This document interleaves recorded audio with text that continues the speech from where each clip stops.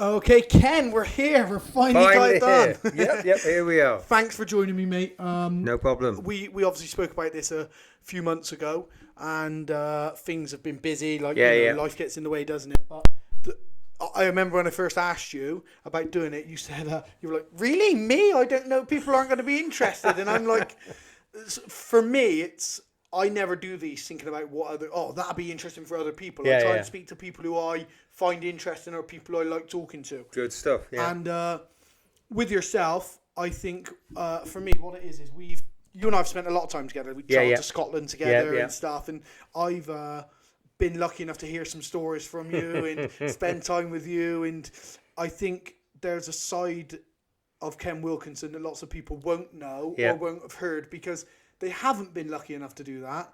And I think you have lots of stories, and so I thought, you'd I must admit, there's all kinds of things I've managed to drag up from the past, because a lot of my flying's in the past, obviously. Because I've been flying a total of 30 years now, in together.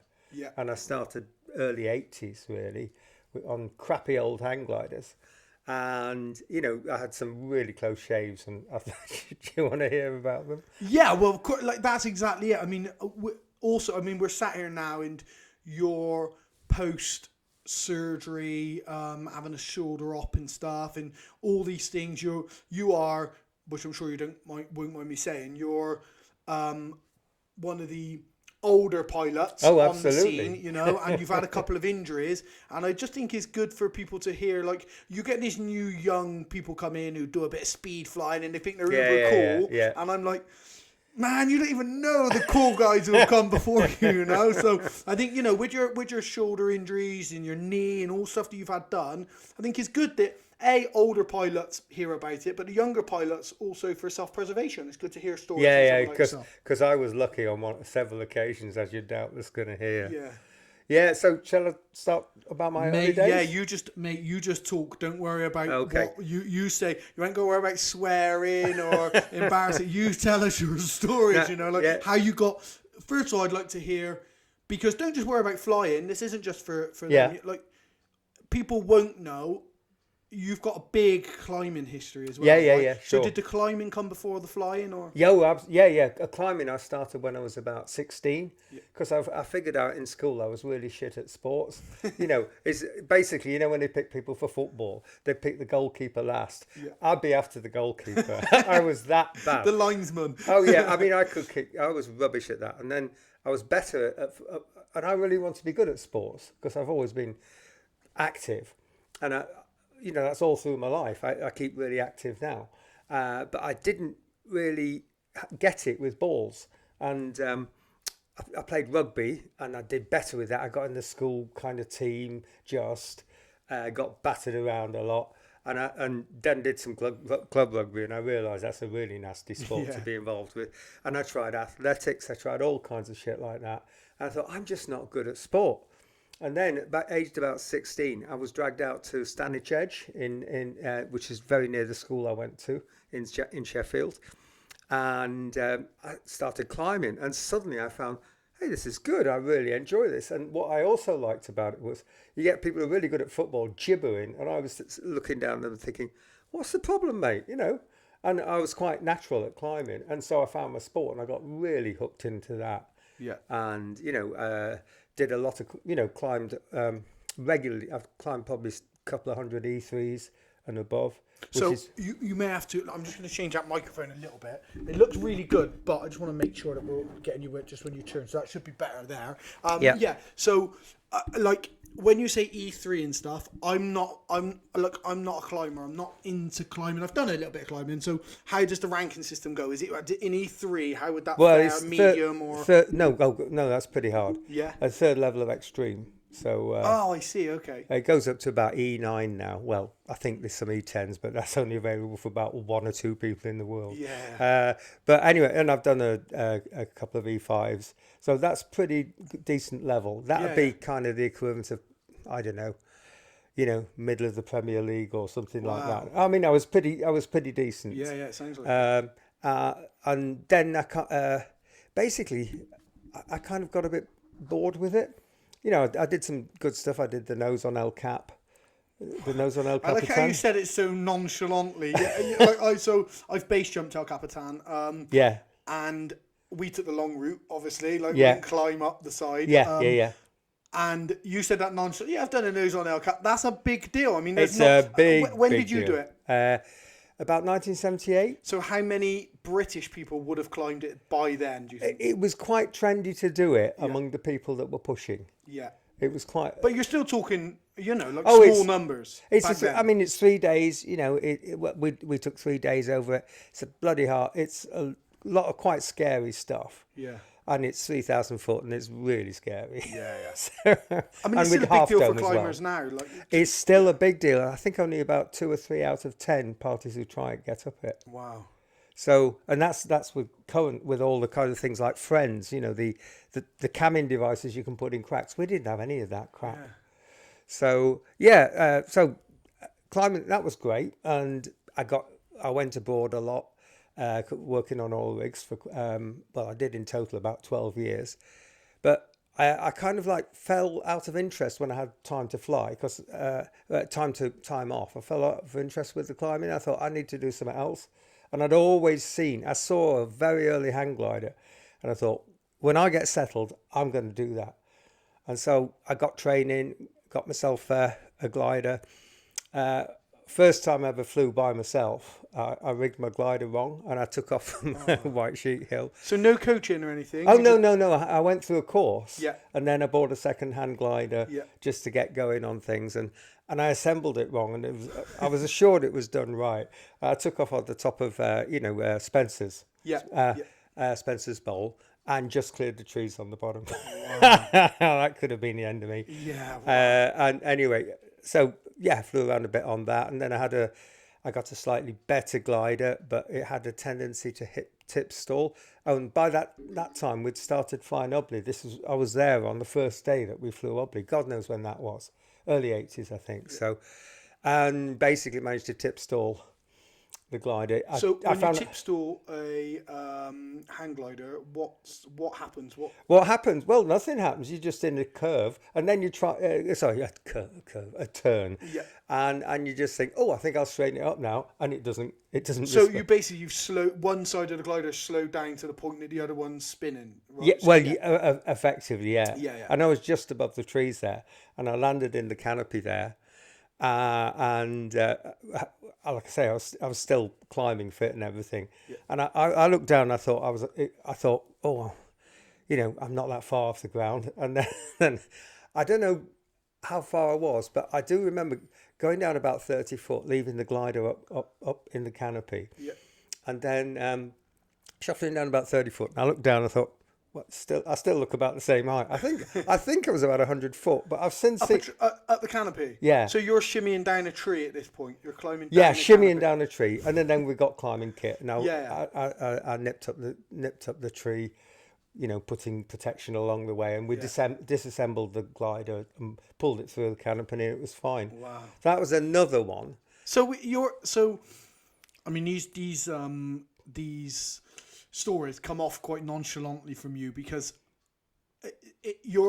what people won't generally get from you is because the modern or the newer guys in the sport, and especially I never had this appreciation for you when you and I first met, when I started flying, is because you now are quite the cautious guy. You warn people about going out on bad days. That's people true. Slow down, and you warn people don't rush. And so, but it sounds to me like your propensity for fear was a lot higher back then, and you were willing to push. Absolutely. I mean, I know another little one from Pandy is I took off. I was desperately keen to do cross country because I'd heard about this. This was very new at the time. People were doing like 2 or 3 mile flops over the back. It was all measured in miles. And they were really pleased about that. And then it became 5 miles, and then 10 miles. Then someone did 20 miles, and this and that. So I'm having a bit of this. And so I knew that flat bottom clouds would lift well. So I remember on Pandy going up there, getting reasonably high, and then seeing this big cloud coming in. It was a Q-nim, by the way. I just headed under it. And then I remember this distinctly now. oh yeah, I'm going up, and then I got to cloud base, and then oh shit, I don't really know how to go down.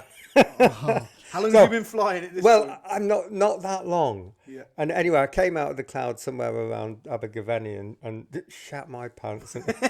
Absolutely. And because I mean, there's no with a paraglider, you're much safer because you've got pendulum stability. Mm-hmm. Admittedly, the wing can collapse in with bad Yeah. turbulence or something like that. But with a hang glider, I mean, you've got no pendulum stability. And yeah, I mean, I've had a couple of close calls with So you got Q-Nims. Would you say like have you always been quite daring, do you think? Like, because it's like some of the stories, when you've told me these stories previously, Yeah. it strikes me as someone who's not, because I think I've been looked at a few times within this sport and generally outside fighting and stuff that, all the things that I've done, base jumping, I've been looked at as someone who's not reckless, but my appreciation for fear or pushing boundaries, people assume is very high. And Yes. it's not that I don't acknowledge. It's not that I'm necessarily consciously doing that. I don't just think like like I say to people, I'm a lot quicker to push my fuck it button. Like there's been times when I've been in situations and I'm like, oh, this ain't so good. And then I'm much quicker to say, oh fuck it, let's go. And it's not through recklessness. It's sometimes it's just a case of like, you've got to do something. Like what? And I've walked away. I've walked away from base jumps. I've walked away from the hill on flying days. But then other people have said like, "Oh, you've really pushed it there." And on occasions where I don't think I have. And it strikes me that you when you're younger were a bit the same. I was a bit the same. Yeah. I was trying to push myself climbing, and I wanted to do well in the hang gliding, and so that's why I did. Not reckless. It was just literally like, your propensity for fear was higher. You were just Oh, absolutely. It was a lot higher. And I've had a couple of close calls with Q-Nims. There was that one from Pandy. So Q-Nims, for anyone who's listening who's not, because we get a lot of fighters and stuff listening. Q-Nims, cumulus nimbus cloud, so big towering sort of storm looking clouds. Yeah, they can suck you up a huge power. Yeah, big suction. Yeah, and basically in a hang glider, it's really difficult to get to go down quicker than the air's going up, which means it always gets worse if you get sucked into a cloud. And I had a really scary one over in Saint Andre. I did the French Nationals for a year, and I did a competition in Saint Andre les Alpes, which is one of the best places to fly in Europe, and it's a fantastic competition place. And we'd done a task and I was going back towards St. Andre and I could see these towering clouds. And then they basically came through on the radio and said, get down, it's Q-Nims, land. And as I've been looking at these clouds thinking, I wonder how they're going to be. Next thing you know, I'm trying to spiral to go down and I was really struggling to get down. And they were really seriously big clouds, and by the time I got on the ground, the flipping rain started. It was a proper serious storm, and I was just on the point of going down, and I put spiraling as hard as I could to get down quicker than the air was dragging me up. Yeah, what do you think the rate of climb would have been in that Q-Nim? 10, 15 meters a second. Wow. Well, I mean, they were big towering clouds, and I know a few weeks later, 2 Italians died. Wow. And there's occasional deaths still happen, and so that's one of the reasons I'm cautious about Q-Nims. Although it has to be said, with the paraglider, certainly with the one I got at the moment, I found it's really good. If you just collapse half the wing, it comes down really fast and it's solid as a rock. And that's a great way of getting down. It's not so much on comp gliders. But no. It's risk reward, I guess. Weigh it up. So I remember when I did my first 100k, it was from Corndon, and when we were going on about, I wasn't going to fly that day. I'd worked the evening before. I'd worked on the door, got in at about 4:00. And Peggy rang me and said, "Are you coming?" It's like 7:00. She's like, "You coming?" I was like, "Nah, I worked late last night." She's like, "Oh, come on, there's only me, Ben, and Graham. Like, 2 of you in the car, like, lift the mood and stuff." So I was like, "Okay, yeah, I'll come." So she came and picked me up. And we headed off to Corndon. On the way up there, I was looking at the site record. And on the site record, you have the site record, but on a hang glider, and Yeah. I believe you flew from Corndon back to the Downs in Bristol. That's right. Yeah, I landed for Bristol people anyway. I landed just by the side of the Portway. I think it's a sports centre now, but it was a cricket field. And then I walked home because I live fairly close to the Portway. It was about a mile and a bit from my house. And then still had my car up in Corndon. And Bruce Goldsmith was flying. I went up with Bruce Goldsmith in my camper van, and he had to drive it back down again because I had to go. I had to go to work in Libya the next day. Wow. So that was a pretty exciting day. And flying over the Bristol Channel, that was fantastic. Yeah. I mean, I think it still stands as the site record, maybe from Corndon. I'd have Well, to check. it says in the book, they believe people have gone further on that day because it was a British League day because Yeah. I did the British League for 5 years, Yeah. and that's where you got international selection from, and I've got all my awards up there, and I made one team. I've got national team badge up there, but I screwed up the competition. I was very marginal because this was in the days of the really big boys. Jess Flynn, Bruce Goldsmith, who are the other big names from that? There's John Pendry. John Pendry won the world champs, I think, twice, and Darren Arkwright. There's plenty more. I can't remember, but basically they were the kind of solid team members. I got in on the minor competition because they thought, that shut him up. And anyway, I screwed up the competition big time, finished about 50th, and that was the end of my international career. But you had a go. You were there, right? Oh yeah. I just wasn't that good. Because you'll be. This is another sad part as well now for people who are just sort of coming in the sport, haven't been in the sport long. Like you've been one of the guys who's there all the time every year in cross country flying in the UK. On a paraglider. Obviously, I didn't know you in your hang gliding days. Yeah. And on a paraglider though, you've been there for as long as I've been interested in sport, and people used to say you'd been there for many years previously, and you still, up until injuries have put you out, you've been paragliding, cross country paragliding every single season. Yeah. So when did that start? Well, I mean, that started, I think, 2002, I think. Because I do remember, around 2000 is when I learnt, and then about 2001 I got out by myself. And then, and people, I've been so lucky because I saw I was in at the birth of hang gliding cross countries. Yeah. Like I say, people were doing 2 miles, 5 miles, 6 miles, 8 miles. Yeah. And they were Mr. Big, whoa, look at that. I did 8 miles, whoa, and then suddenly, my best from that time was 107 miles. Wow. 170k. Yeah. It's still my longest flight, actually. On a hang glider? On a hang glider, yeah, right across the north of England. Yeah, wow. And that was in a league competition. What year was that? Roughly, 1985 or 6. So when you were on a hang glider then, how would you compare a hang glider then with top performance paragliders now? Again, they evolved. They evolved from pretty crap into really quite sleek machines because they got the crossbars. You don't find very many hang gliders these days with the crossbars exposed. I mean, there are some very big basic beginner ones. Yeah. But they all had the crossbars exposed, meaning they just had poor drag. They had poor flying characteristics. Yeah. And once the crossbars became enclosed, the performance went up massively, as did the cross country thing. So I was in on the birth of that with hang gliding, and then I come into paragliding, and I remember having a conversation with someone saying, he was saying, "Oh yeah, people are going to do some really big paragliding flights. I think I'm hoping I might get 10 kilometers next year." Now I'd done a short cross country on my very basic beginner's paraglider, and I got into a really good thermal off Florence, and took it up, and I thought, this is just like a hang glider, and I kind of arrogantly said, what?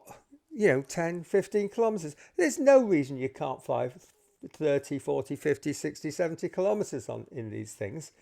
And this guy saying, yeah. Well, luckily in the XC League that year, I got 400 kilometers out of 6 flights. So, Wow. so I got several over 50k. So I wasn't. On your first year XC flying Yeah. paraglider. Yeah. And then I spent the next 3 or 4 years trying to get up to that again. I don't know why. I was a very inconsistent. But yeah, I'm quite inconsistent. Anyway, yeah. Anyway, yeah. So I've had some good seasons and some really good seasons and a couple of really disappointing ones for various Yeah, reasons. but I still think you still, up until recently, you're still known for pushing it, especially Yeah, on yeah. like the caliber of wing that you're on, like B's and A's and stuff. You Well, know, no, like not well. They were A's going back many years. They yeah. will be A's now. And so now you're on like is it B, B wing you're on now? B plus, yeah, Yeah, B plus. B plus, yeah. So and then you had your IOTA, which is a B wing, and you did massive, really good flights on that. Yeah. Consistently good flights as well. Yeah. And from the winch, I've flown many times doing triangles, and a couple of times I've done a triangle, flown right by you. I say right by you, like I can see you. I'm climbing, and I'll speak to actors like, nope. Didn't see you. But you're completing, and I mean, I say decent triangles, but you're doing like 50, 60k triangles. Yeah, you're closing them yeah. from the winch. Yeah. And you were doing that regularly, So Yeah. you are I've done still fair you- few. Yeah. you are still very consistent. I think you're very consistent, but your inconsistency just comes, I think, because you fly so much. Yeah. It could be. Yeah. So yeah, I mean, yeah.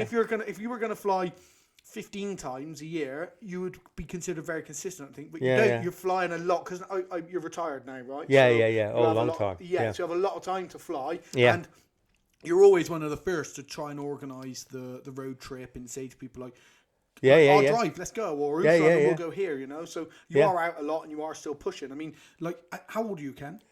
69. 69 years old. So when you consider your age and how much you're pushing, for people who don't paraglide, they won't appreciate how much you are flying. But if there's ever a good day, you're right. Yeah, I should be. Yeah, I've had some bad decisions last year, as you told me off, correctly as it turned out. So It's just, I mean, the night you told me that at the club meeting, just get out there, because if the wind's in the right direction, just get out there. And you went to Mere, and the forecast was, what was it? RASP. The how good it is likely to be for cross country flying. I think it was 0 or 1. Yeah. In other words, it was a crap day. I went biking. You did 140k. Yeah, Bastard.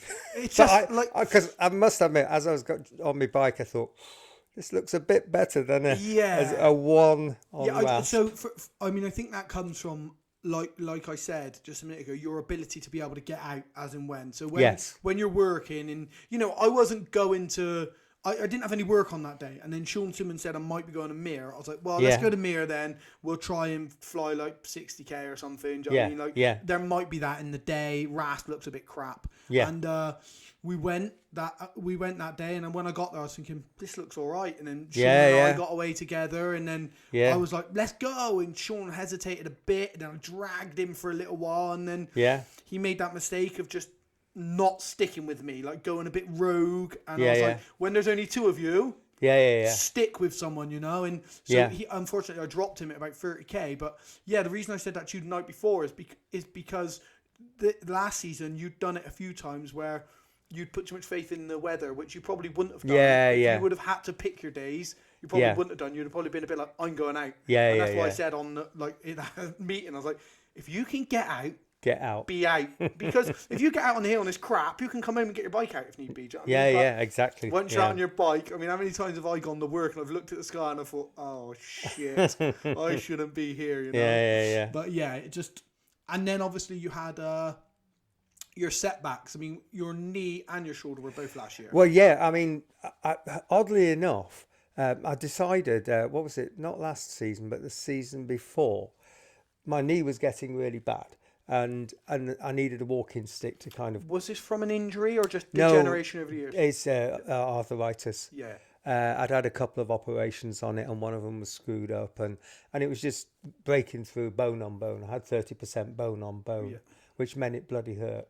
In your meniscus, is this? Yeah, absolutely. And so I decided not to fly that year, and then I thought, I really want to go flying. So I got this little fold-away walking stick, and then wobbled up to the top of the hill, and I finished up doing just a minute. What was it? I finished up doing 2 fairly decent triangles. I think a 50k one and something else. I got 6 and then 4 flights, downwind flights. Yeah. Best was 105, and the worst was 91. Yeah, brilliant flights. Yeah, exactly. 4 decent flights. Again, on a B wing. Yeah, on a B wing. So Oh, absolutely. Brilliant flights. Yeah. Yeah, and actually, I got fairly decent lifts because I'd be wobbling along with my picture of the paraglider on the back of my huge sack, and with a walking stick, and and often I get taken straight to the station. Lift. We'll take whichever lift we can get. Absolutely. Thinking back, I did think about this just before doing this. Is the retrieves with a hang glider going back into the day, we didn't have mobile phones. Yeah. We basically, the only communication we had was a list of possible wives or partners. They might be at home. They'd try and stay by the phone, and then at least you could tell someone that you're okay and that you were doing whatever. And then you'd have this hang glider, which you quite definitely couldn't hitchhike with. And I flew some, big flights from Ubley, several past Exeter. Yeah. And I never remember anything about the retrieves. I mean, because would you leave? I remember about you'd have, a lot of times you'd find a kind of isolated field, and just shove it under the hedge and fingers crossed. Because I think that sometimes we had some retrieve kind of things, but I can't actually remember getting pissed off about the retrieve situation. I mean, now I think it's an absolute dream to fly cross country because it doesn't matter what little lane you go down, finish up landing near, you'll eventually get a lift. Yeah. And then I use my bus pass to if there's a bus. There's a guy called Mike Andrew who used to fly with quite a bit, and I just thought it was dead cool that he'd do big cross countries and then use his bus pass to get back. But I used the bus pass to get to the station, and then I got over 60s discount card, and people are paying 70 quid for the rail fare back, and I'm paying like 45, 50. Yeah. And I love spending a lot of money on a train. Yeah. Because it means I've gone a long way. Yeah. I hate spending any money on the train, long way or short way. Okay. All right. It's just, I mean, like you say, it is good now. Like, I've been lucky enough that I've only been involved since there's been mobile phones and stuff. Yeah, exactly. But I do love a hitchhike. I love it. Like, sometimes you could land, you could get on your phone, and you could just put taxi in and get a taxi nearby. But I love getting the thumb out. I've never done that. No, I don't do it. I get my thumb out on the main road once, yeah. And then the only time I've ever done it, I hitchhiked. And I was with Ben Friedland. Well, I landed, and Ben said, "Mate, I think I'm near you." And him and I met up. We hitchhiked to a pub, booked a cab, and we got a cab from by Milton Keynes all the way back to Froster or Selsley. I can't remember which one. Wow, taxi. 70 quid. Oh, that wasn't too peanuts. It was nothing, right? So nice Mercedes as well. It was nice trip back. But yeah, and that's one of the only times I've ever used a taxi. Oh no, I tell a lie. Not last season before. Idris, Joe Dart, myself, Ollie, Laurie, we all flew from Magic, and they bombed out just as we got to sort of by the edge of Snowdonia National Park. Yeah. They bombed, and I carried on. I got to Rhyl. Yeah. So when I got to Rhyl, I rang them, and they were in the middle of nowhere, boonies. Yeah. And I said, right, I can get a cab.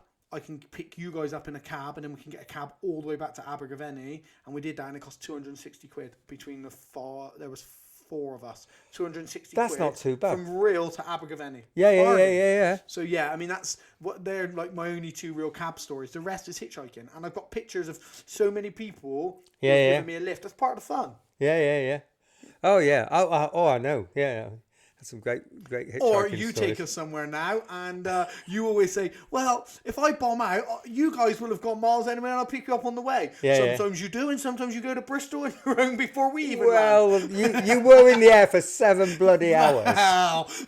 And you didn't follow us. No, we gave up after about... Yeah, once you get to a certain point, exactly. you're on your own. Exactly. Yeah. Yeah, I know there was a bit of jip about that, and I thought, Christ Almighty, you're averaging very slow. You were really Oh, it slow. was a ridiculous day. Yeah, it was a Yeah, yeah, ridiculously yeah. slow day. So anyway, never mind. But Yeah, yes, you had your knee. So what did you end up having done on your knee this year? I had a partial knee replacement, Okay. and it's brilliant. Yeah. And so I was really happy with that, and I was just ready to get going on flying because my leg wasn't a problem. I can walk up Magic Mountain, no problem. I was getting fit and everything like that, and then suddenly my shoulder fell apart, and I couldn't even lift my right hand up Which to the was brake. rotator cuff, AC joint sort of Yes, yeah, issues. rotator cuff, Yeah. supraspinatus. Supraspinatus. But Yeah, also I've got other issues with it as well. But anyway, that's hopefully all sorted. Yeah, because literally I was having to lift my hand up onto the brake, yeah. I remember you. and then when I put my hand down to mess with my instruments because it's my right hand, Yeah. then when I brought it down, I mean the muscle had fallen off, Yeah. and it was really painful when I came down. Yeah, it was a mess. And Like I've had supraspinatus issues. It's very common in what I do, grappling. And yes, in yes, boxing. yeah. And I've had them. And what people don't realise is you've got a lot of strength through this mobility. You've got a lot of strength through this mobility, and there's a pinch point. There's Yes. a certain bit where you're like, and it just gets you. So I could raise my arm, and it just hit a certain point. Yeah, and yeah, yeah. Sharp pain, no strength, no strength, no Exactly. strength, no strength. Oh, I'm okay again. Oh, Just okay. like a gap of like a period of this much. Yeah, I've had all those bits that do that removed. Yeah. There's a fluid sac there, and then Bursitis. Yeah. bursitis. Yeah, I don't bursitis. have a bursa. They've removed it, Okay, right. and then they removed some bone, Yeah. and that makes it a lot. So again, degeneration. That was not a previous injury or anything. No. Well, I did try and do something too hard down the climbing wall and fell off, which I fell off because my body gave out. Normally I fall off because I'm shitting my pants, but in this case it was. I tried to pull something I couldn't pull, and after that I had some pain. I think that was the start of it. But I think I'd had some problems before. I think wear and tear. Yeah. You know, I sea kayak. Which involves the shoulders a lot. Yeah. I climb, I paraglide. That paragliding isn't a problem physically. Yeah. Until I've got these other problems, and then it became a big problem. Yeah. But do you think you pushed it a bit too far once you started to get a partial injury? Do you think you pushed it too far? You could have stopped a little bit before and said, "Hang on a minute, I need to really let this heal and settle." Well, I did that. And you just went through it, and you went through it. I did that, and then I went back to flying, Yeah. and I was okay. Because in about a month after I had my first really big problem, I felt better. I could lift my arm okay. But then then I fell over being towed, and I was I don't know what happened exactly, but my arm just went with pain, and I thought that's the end of my great weekend. A lot of time you put your hand out when you fall down. It's natural, right? Yes. Put your hand down, Yes. which is the worst thing for shoulder injuries. Like putting your hand down to stop a fall, all the impact goes through your shoulder. Yeah, I basically, know. Which is really bad. So you've put your My hand down. my and made it physio worse. told me if I do take a fall, and it's a choice between your arm and your face, land on your face. Land on your face, yeah. Or you just try and turn and fall on your side. Like, Yeah, yeah. I've had people in the gym. One of the first things I teach is don't put your hand down. If you're getting thrown or taken down, don't put your hand down. Don't put your hand down. And we had a guy maybe 4 weeks ago put his hand down, dislocated his elbow straight through. Yeah, So yeah. I got it on camera and you just hear me, oh, lay still. He goes to move. I'm stop, lay still. And he's there and his elbow's all the wrong way. And it's just never put your arm down No, for anything. no. Take it on your side, or you're better Anything. to be winded than you are. Absolutely, have a broken or anything, smash you your know. face in. a Yeah, bit. yeah, definitely. Yeah, Which is why I wear a full face helmet. Like, yeah. people say about having an open face and it being nice in the elements and they Yeah. want to feel it. I get it, but on a launch, especially if you were to launch somewhere like the Blorenge or somewhere that's quite sheer, launch and you trip and you slide down there and your face is the first thing to hit the ground, especially when your hands are up controlling brakes. Yeah. That's why I like to have a full face helmet. It's just Yeah. protection on I might takeoff think and of landing. getting one actually. So Yeah. yeah, not a bad idea. Yeah, so I lost the thread of where we were now. We were talking about your injuries, basically. Oh, yeah, So yeah, how do I you know. feel like? So recovery-wise, I guess, did you ever pick up any big injuries previously, like earlier on in your climbing career? or anything? I haven't. I've had a really injury-free kind of sports career until my knee, and that's not an injury. That's just worn out. Yeah, just over time. Whereas my shoulder is quite definitely an injury. Yeah. But in terms of the problems climbers get is that you can kind of rip away at your you can tear the tendons can tear through the what they call them. So there's a kind of like a collar of something that stops your tendons. If you're pulling really hard, Yeah. then the tendons can break through. Okay. And yeah, that's not nice. Yeah. I've never had that, and or anything like that. I just got on. I just go out and do stuff. Yeah. It never really bothered me that much. So was it like I never got injuries really. until you got to this age and this, like, I mean, let's say 68, like Yeah. back a year. So say you got to 68. Before then, was there a point where you got to an age where you started slowing down, or you've not slowed down until you got to here? Oh no, I mean I'm not as fast up hills as I used to be. But I mean, sort of slowing down as in being willing to go out and do stuff. Oh God, no. Not slow down until this got to you. Well, I haven't really slowed. I go walking every day. I'll walk up to 5 miles. Yeah. And I've got a hip that's wearing out now as well. Never mind. You'll be bionic soon. I know. Yeah.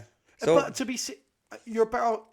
I'd much rather be 69 and worn out than 75 and like I've not done anything. Yeah. It's okay, yeah, my body feels great. Okay, what did you do? What are your stories? Like, there's a reason you're on the podcast, right? It's because you've done these cool things, and that's why you're here. So I'd rather be 69 and my body wearing out than 75 or 80 and no cool stories to tell. Yeah, exactly. I can see that. But I'd sooner be, 69, eventually, hopefully get to 75 and still managing, some form of adventure. Oh, as I'm sure you will be. Definitely. Yeah. I'm not designed to sit on my arse and talk about the television and watch all these. I just can't be bothered with it. No, and like having spent a lot of time with you, I would say we've spent a lot of time together. We're lucky that we both live in Bristol and we both share a sport that we both invest a lot of time in. So I've been lucky enough to spend time. You're definitely not the sort of person who's designed to sit on their ass. Oh, do you know what? Oh, I'm quite tired today. I think I'll just sit around and watch the television. No, it sorry, becomes mate. a habit then. This is what people don't realise is like. As soon as you start to do that, if you do it once or twice, and even someone like myself, injuries have been a big part of my career. I've been unfortunate in that I get injured a lot. Whether it was I took the end of my finger off nearly on a motorbike, put me out of fighting for 9 months. I kicked somebody in a fight, tore ligaments in my foot, put me out fighting for 13 months. Just weird. I've been injured a lot over my time. But as soon as you something to do with doing a sport where people kick the shit out of you. There is that. There's that. Yeah, definitely. But as soon as you stop and you do nothing, even if it's for a few days, it becomes habitual and you start relapsing into well, you see, I find if I'm not doing something, I get this itch. Yeah. I've got to do something. Because my wife was away for a while. She went back to Japan, and I couldn't go out and do a lot of things with the weather and this and that and that. So I did loads of cleaning just to have something to do. You should have come round mine. That would have been perfect. I've never thought of doing that. You could just come to mine. No, I just thought I've got to do something. I've got to have an objective for the day. Yeah. And if the day isn't up to shit and my body's not up to shit at the particular time, well, I'll do something, Yeah. That's it. People always say to me regularly, like, "Oh, you're the busiest man I know. I don't know how you do it all." I'm like, but what do you do?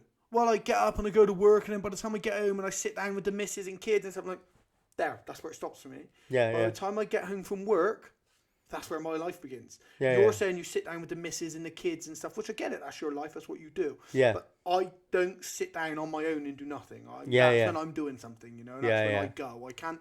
As soon as I sit down, I feel like I'm missing out on something here, I'm missing out on an adventure. I'm missing out on something that could be exciting. And that can literally be... Somebody's egg you could kick in. Yeah, maybe. No, it could be like, it can be as simple as going to a jiu-jitsu class or teaching a private lesson. Sure. It could be that I go out with my eagle and we go for a walk or whatever it might be. Like, the moment I sit and I do nothing, it's hard to do something again. If I sit and I do... I mean, I've got this weird thing where... I hate getting up in the morning. I'm not a great morning person. If I got something to do, like if you told me, Wes, we're going flying tomorrow, we got to meet at our usual spot at Parkway. 8:10. Yeah. And I know my alarm's got to go off at 6:30. I'll be awake at 6:15. Yeah, I'll be yeah, awake yeah. before my alarm. I know that. If you tell me, where'd you got to go work tomorrow, you got to be there at 8:30, and my alarm will go off at 8 o'clock, and I'll be trying to snooze it. You know, I'm like, I hate getting up in the morning, but Yeah, yeah. equally, I hate going to bed. Yeah, I yeah, hate yeah. it. That's another day gone. And Yeah, people, yeah. I love going to sleep.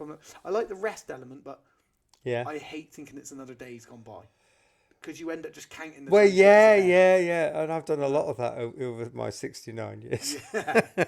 Unfortunately, some of them have been full of adventures. Most of them have had something going on. Yeah. But yeah, whatever. So when you don't go have back a to, choice like, in this. when you go back to like going to El Cap and stuff, what sort of age were you then when you went there? I was about 27, 28. And did you just go on your own or as a group?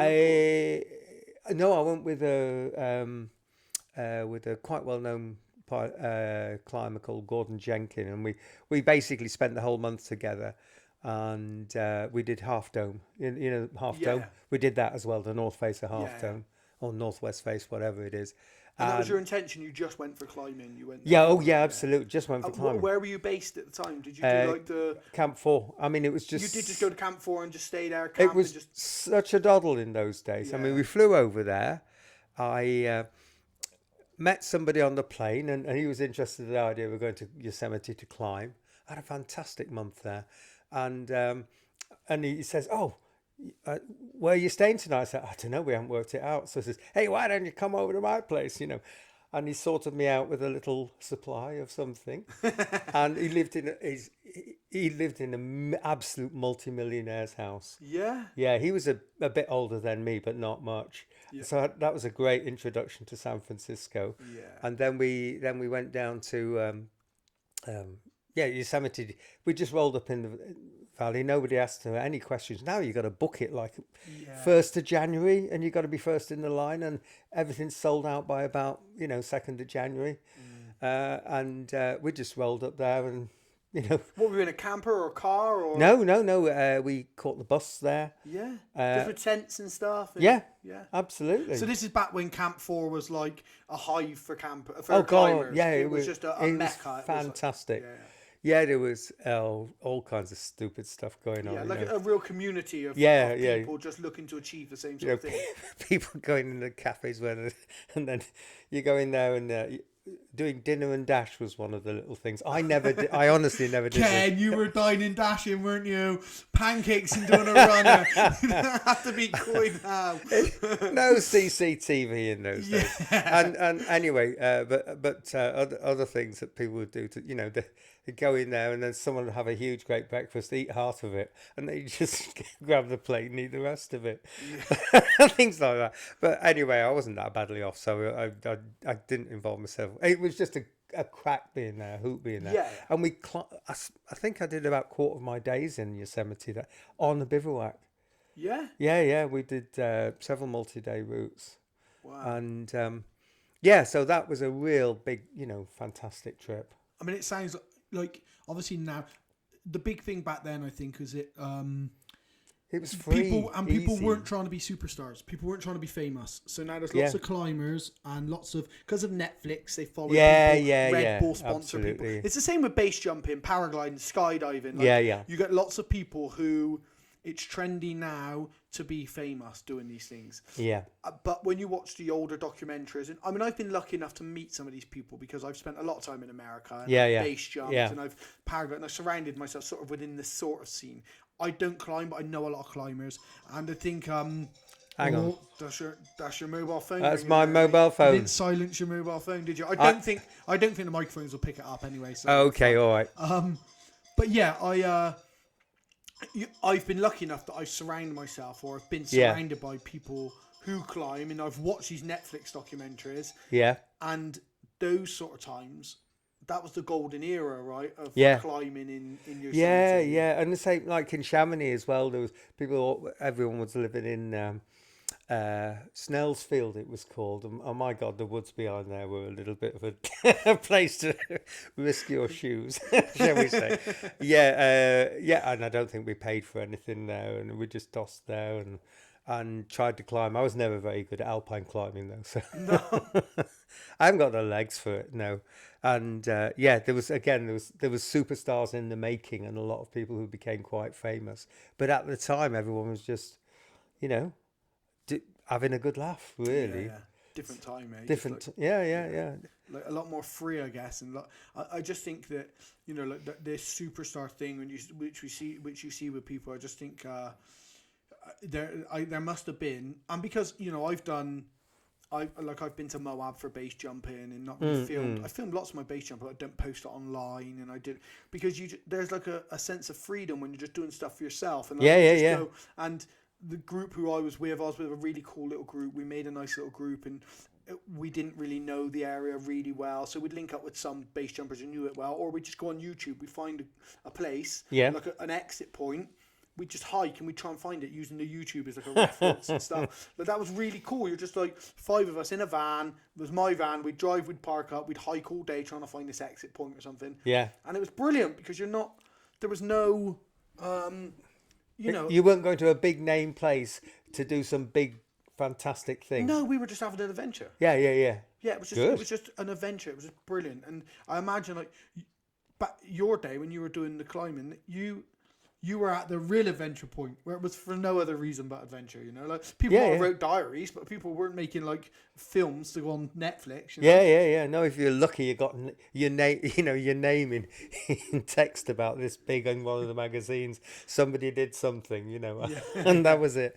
And that was it. That was your fame, Yeah, but yeah, I mean, with YouTube, as you say, and everything like that, you look at that guy and yeah. Anyway, yeah, people can make their names on that. Yeah. Yeah, exactly. You can dine off of that now, and you can make it a career, and you can, which and that's not me discrediting people. Like, Yeah. I'm certainly not a climber, so I can't do that. But yeah. that's me. Just like I just did it when I was, psyching myself up for a really difficult climb that I thought was really going to be scary. Then you had this kind of like real, feeling of, will I be up to this? And then you get on it and you'd be just climbing crisply and nicely. And, that was just, you do that for the fun. Yeah. Because it's a real adrenaline kick. Yeah. I remember trying to do something called Great Wall on Cloggy, which climbers, that'll mean something like that. And it hadn't been Is done. this a UK climb? Yeah. I mean, it had quite a few ascents by that time, but only by the best. And I was trying to be one of the best. And as I say, I was definitely middle league table. I was pretty good, but I wasn't up there with the Ron Fawcett's and the Livesey Pete Livesies and all these kind of nowhere. I was definitely several steps down the ladder, but yeah, I had my moments, shall we say? But and you're working it this time as well, though, right? Offshore, or you're like what? Yeah. I'm trying to think. I mean, I had a job where I was working a month away and then a month holiday. Yeah. So you'd have big blocks of climbing and doing what you want to do, and then big blocks of being away. Yeah. And so, what was your role on the rigs? I used to put instruments down in the wells. Okay. After when they're drilling a well, then I'd put instruments down in the wells or explosives or stuff like that. And when they drill a hole, they don't really know where the hole's going or what's down there or anything. Yeah. And so the instruments would allow you to tell what was going on. Yeah. In other words, the only reason, with an exploration well, the only reason they drill a hole is so that I could put my tools down there, because that's what the geologists look at. Yeah. Mainly, so it's pretty well paid. And so how did you find rig life? Because it doesn't sound like it's something that would suit you, being away from everything, locked on this platform. Well, I mean, yeah, it was only a short time I did platforms. Mostly I did on land in Libya. Oh, okay. On land in Libya, okay. Yeah, so you always had, we'd make beer and things like that, and we had a social life. Yeah. And it was, 28 days on, 28 days off, that was. Yeah. But just a group of lads, just still like... Oh, yeah, very much a group of lads. Not in like a big town or anything, just like... Oh, God, no. Isolated. Middle of the bloody desert. Yeah. And, there's certain places they found oil, and then there's a kind of small community around there. You might find some with, say, about 200 people living in it or something like that, maintaining all the stuff. And it was okay. It was miserable at the start of the 28 days, but I tell you what, the last week flew by. Yeah. And the first week was absolutely joy because you thought, I'm not. And then the last week before you went back was, oh no, I've only got 3 more days. Yeah, I still get like that now on a Saturday night when I know I've only got Sunday left before I go back to work. Yeah. But So, it just like that sort of scene. I've got friends who have worked on in the oil industry on rigs and stuff, and there's always been a thing of like, oh, you should think, but I just couldn't. It couldn't be.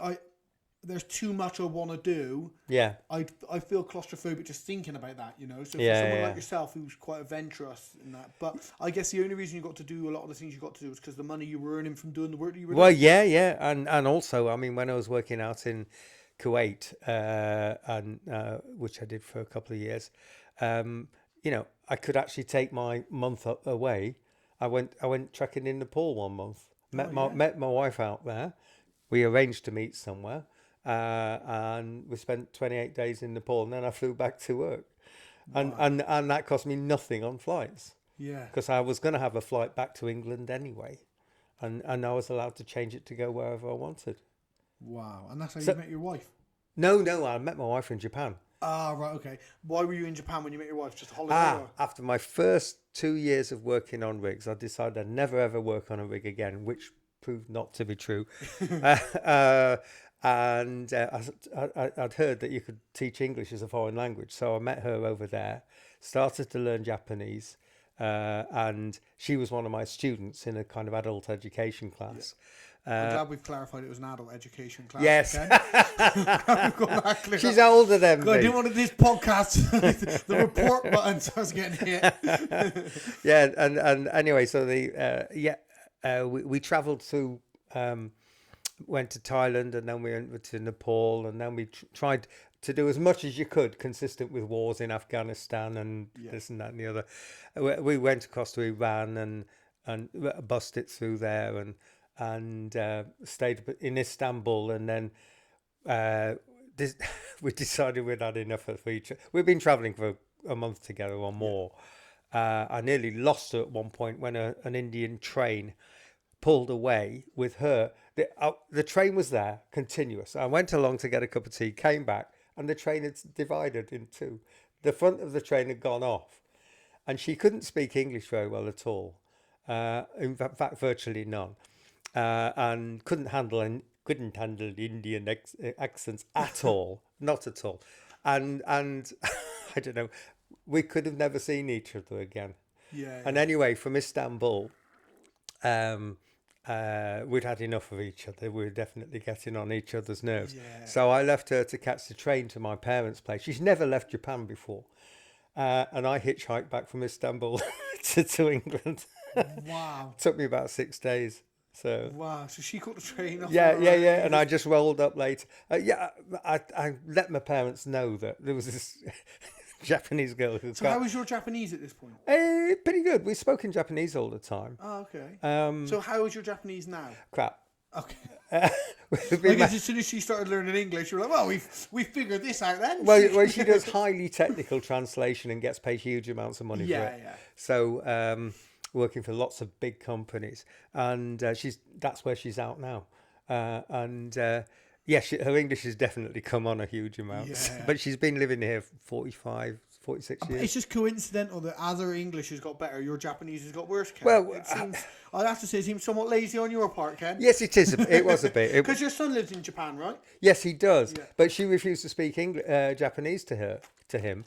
Does she? She did, yeah. Okay. So he can't. He's not bilingual. He should be, because well, at the time, you see, she was insisting on speaking English to Dan, our son, and at the time we were mostly speaking Japanese together, and I just thought, well, why don't you speak Japanese to him? Oh no, I want his English to be really good. Now he lives in Japan and he's had to try to learn Japanese a bit.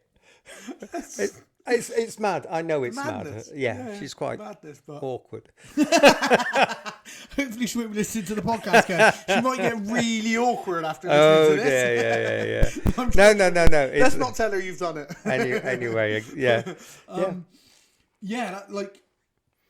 It's really cool. But you went out there and you started teaching English. Is this how you're teaching? You progressed into teaching.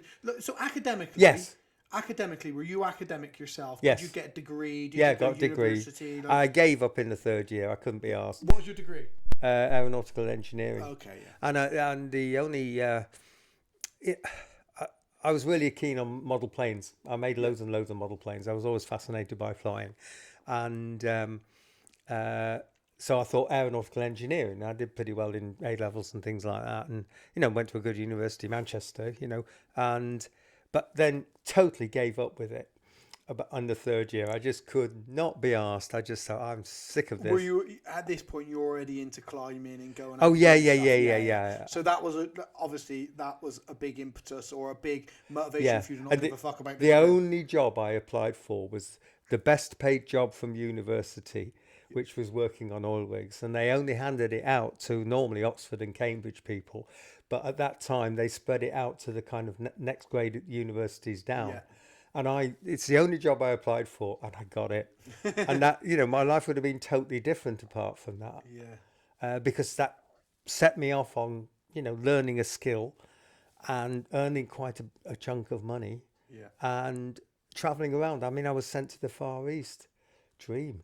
Yeah. I mean, did you have aspirations to travel before you travelled with? Oh work? yeah. Did you have, Yeah. That was what you wanted to do. I want to go. I want My to see nickname the was world. Ken the Adventurer. Yeah, this is the thing. People won't. The reason you're on here because I don't think people will appreciate that. Yeah. Having met you at Westbury or Selsley or something. Yeah, people saying, wouldn't it's have too windy today. Yeah, they wouldn't have or me and you arguing on Facebook or whatever. People won't realise like this guy's really cool. He's full of adventure, and I just happen to be a bit old and a bit, Anyway, yeah. Experienced. Experienced. So within my family, I'm a bit standout. So my brother likes to go on holiday, but he goes to an all-inclusive place in Egypt, or he likes to go somewhere different all the time. Yeah. They go to all-inclusive places. My sister she'll happily go to Butlins, or she'll go to Tenerife with the kids for a week or something. I'm pulling a face here. Yeah. But me, I can't think of anything worse. I know.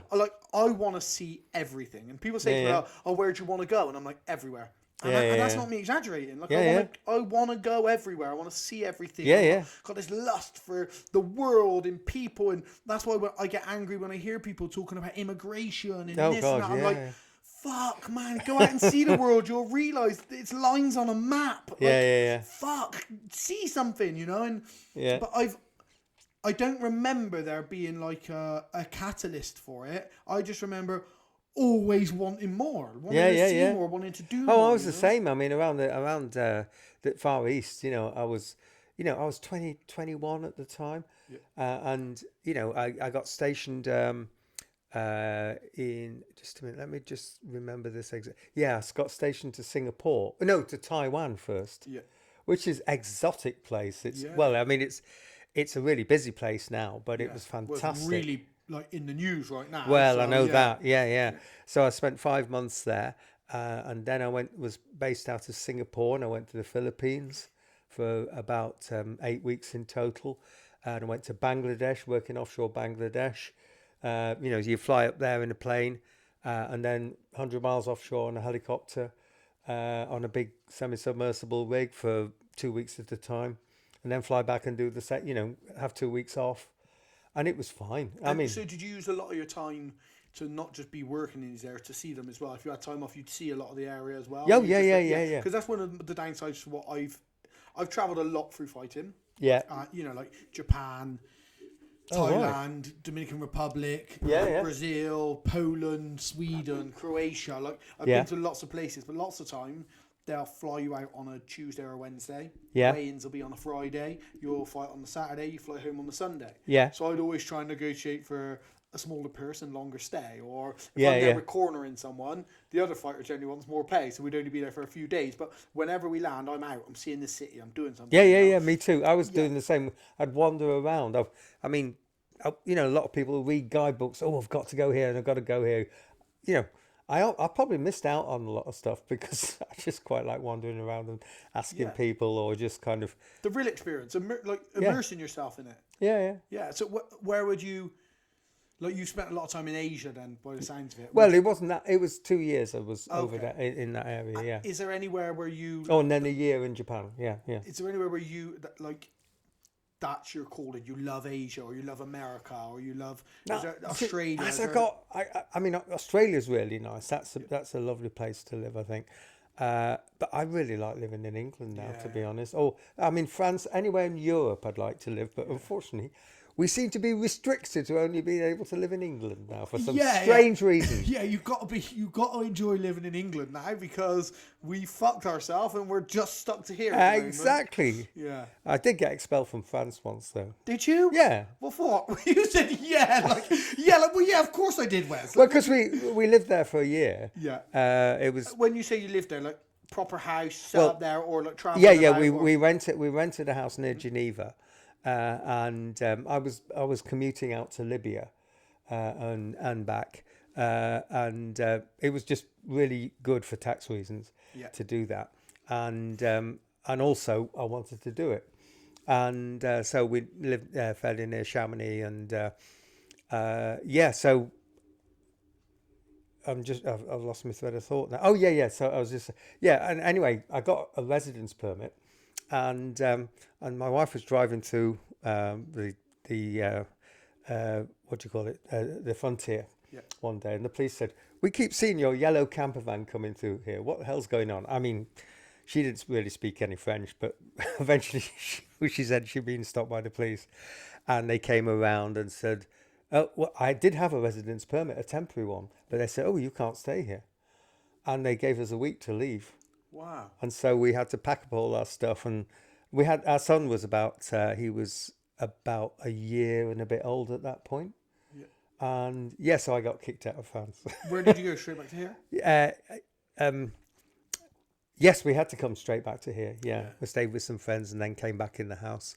But actually I had a real problem, because I didn't realise I'd been banned. I got a letter and I never really read it properly.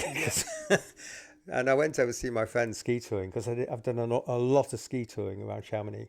And we skied from the Chamonix side down into Switzerland, quite a steep off-piste route. We had quite an epic on it.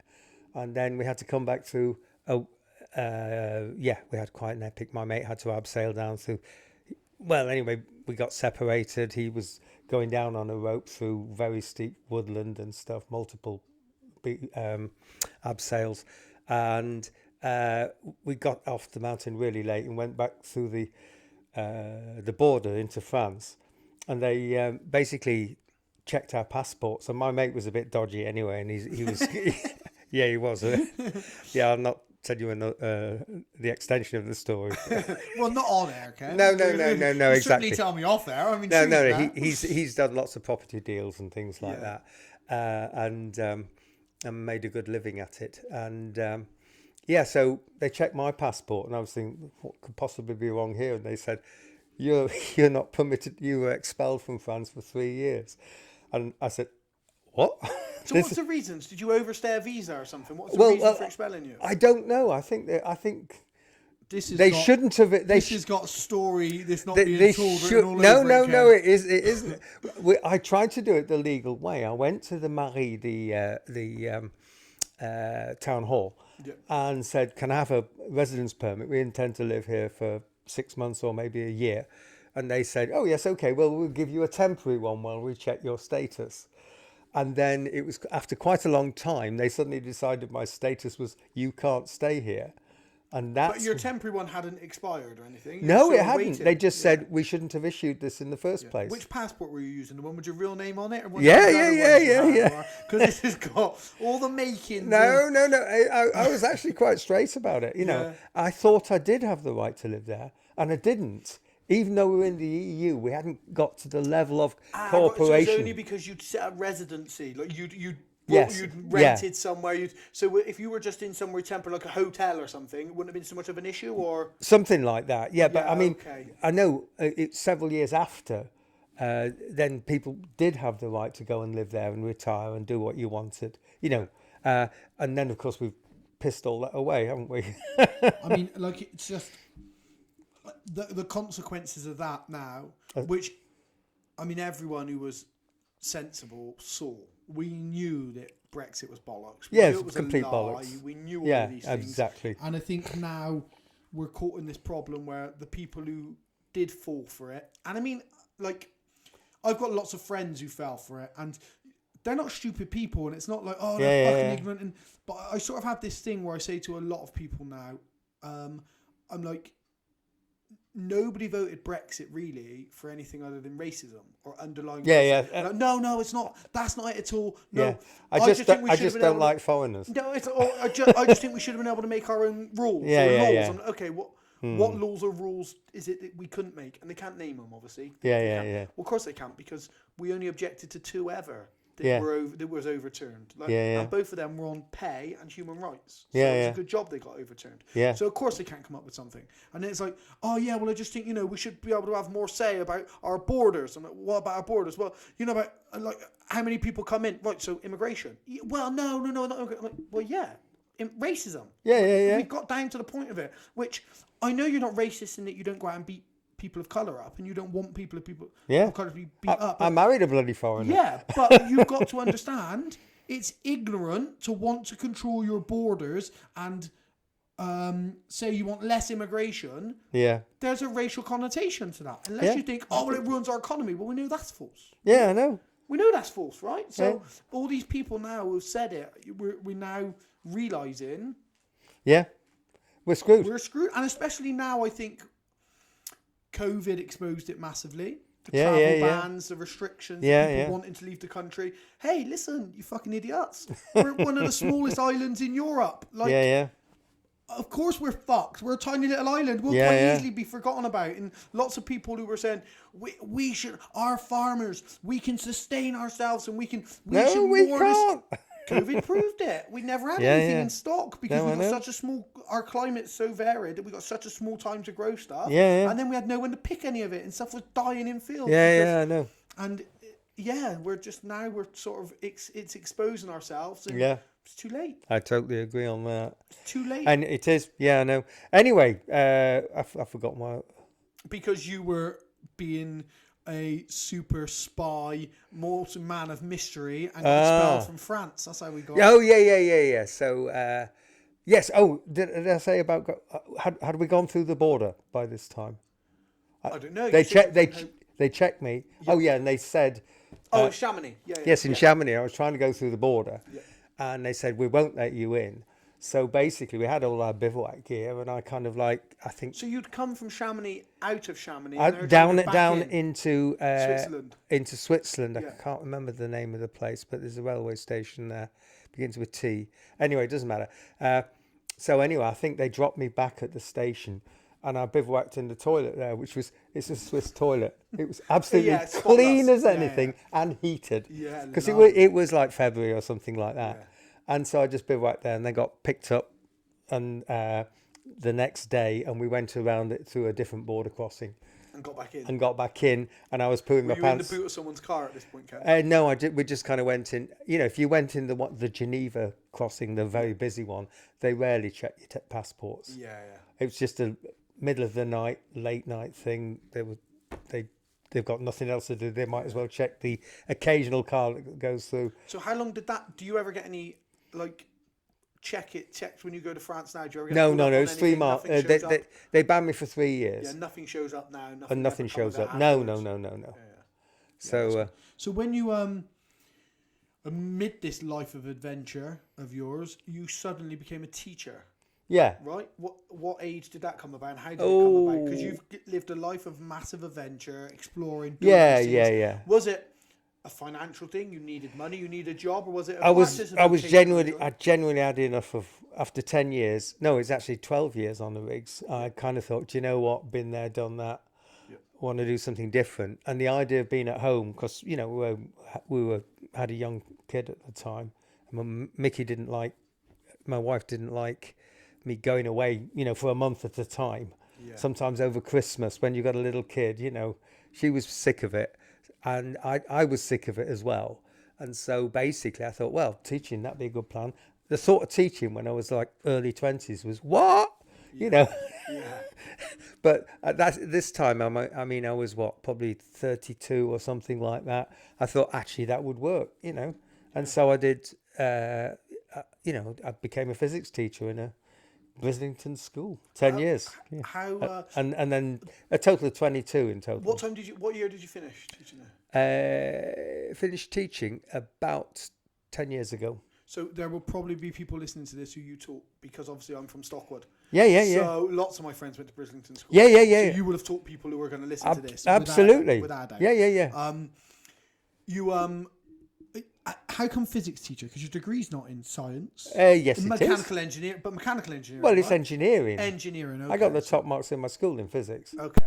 I mean, that's what it's physics and maths to do engineering. Yeah. Okay. Yeah. So that's how you got. It was in on the physics side. That's how you got in, like, because of your previous. degree and stuff. I met one of my previous students actually last weekend. Oh yeah. And I remember he was in a really good bunch of kids came through, and I used to get them really good A-level results.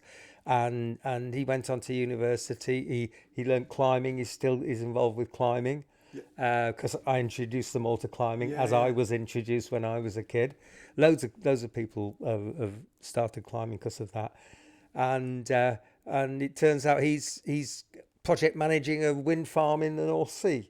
Wow. Excellent, as an engineer. And I said, by the way, how old are you? I taught him age 16 to 18. He says, oh, I'm 45. Oh, that's got to hurt, that one. That was painful. Yeah, that's got to hurt. Yeah, that's like my sister's sort of around that sort of age. So these are people who, like we possibly would know if they're from Stockwood, Whitchurch, Brislington, yes. like, that's all our area. So yeah, it's amazing probably the amount of people who will maybe see this and think, Wilkinson, like, exactly. There probably will be. Yeah.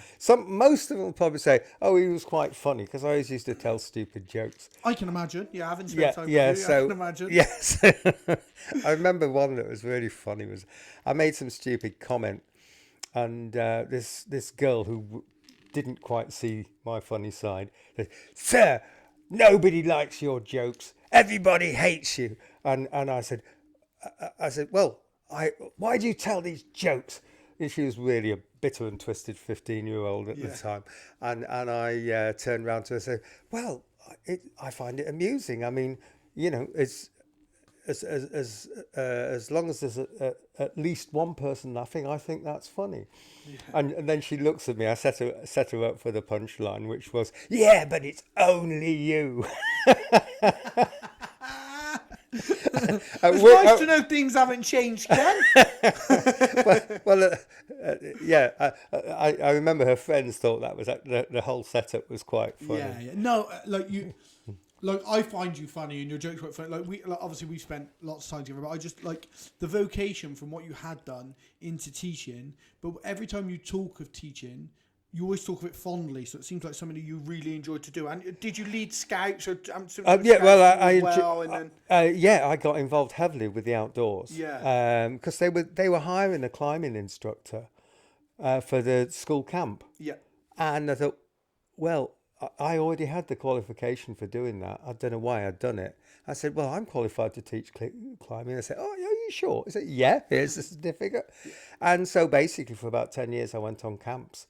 And to Langorse Lake, that was one place. That was with Brislington School, and I did the climbing instructing, and then also from my second major school was Downend School, and I used to take kids away for weekends, and we literally there's me and another lady who's really into the outdoors and outdoor education. And we were involved with the, Duke of Edinburgh stuff. But then we had these weekends away, and we'd take the school minibus, fill it up with fuel, and we'd drive over there. I'd be the driver, and because I'd had the paperwork for it. And then we'd take them up hill walking. I was the hill walker instructor. And because I'd passed that test as well. And then we'd take them climbing, and I'd leave that to a climbing centre, but they had their own instructor, so I left it to that. Then we'd walk them up another hill, and we'd cook a meal on the Saturday night. So it's Saturday morning to Sunday evening, 2 full days away, 42 quid. Yeah, exactly. It cost you it's 200 quid a day now. Yeah.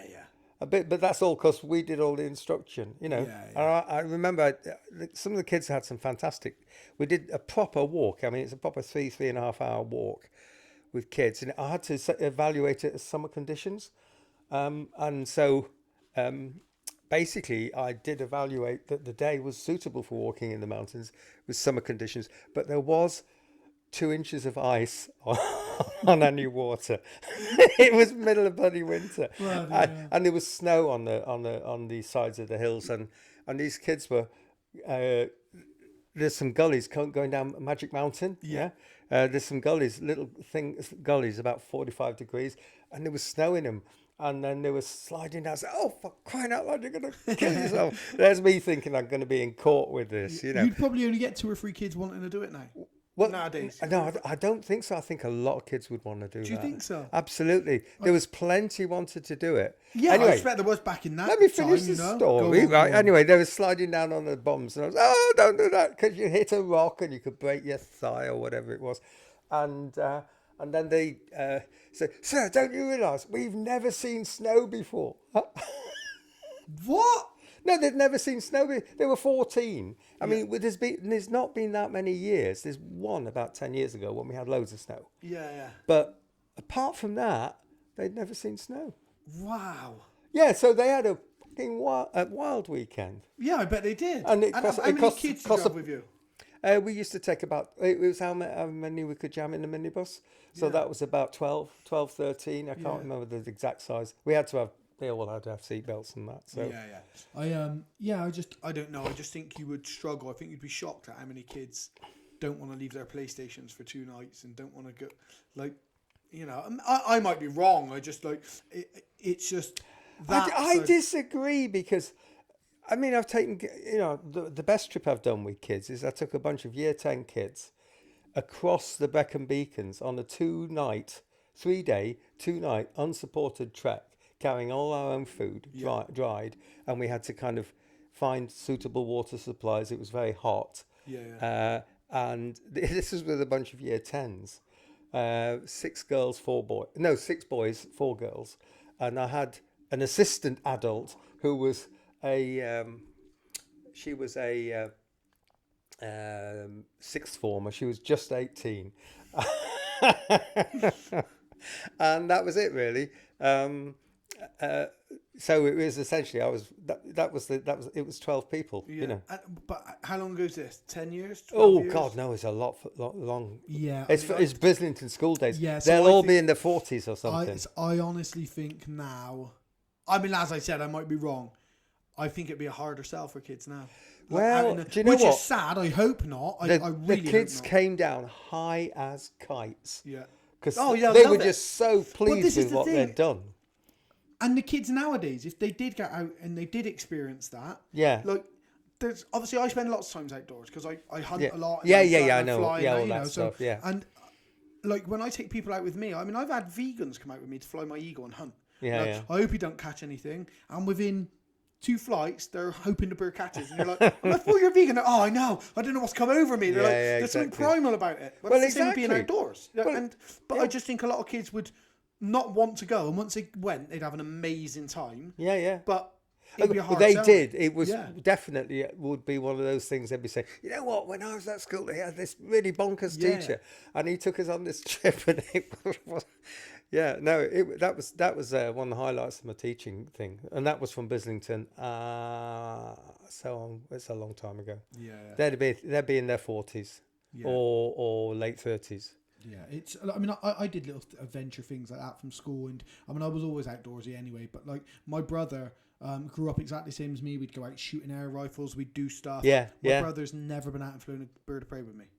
Got golden eagles. People are like queuing up, messaging me. I'd love to come see your bird. My brother can come out. My brother's never held one of my golden eagles. Oh really? Yeah, just like nah, what?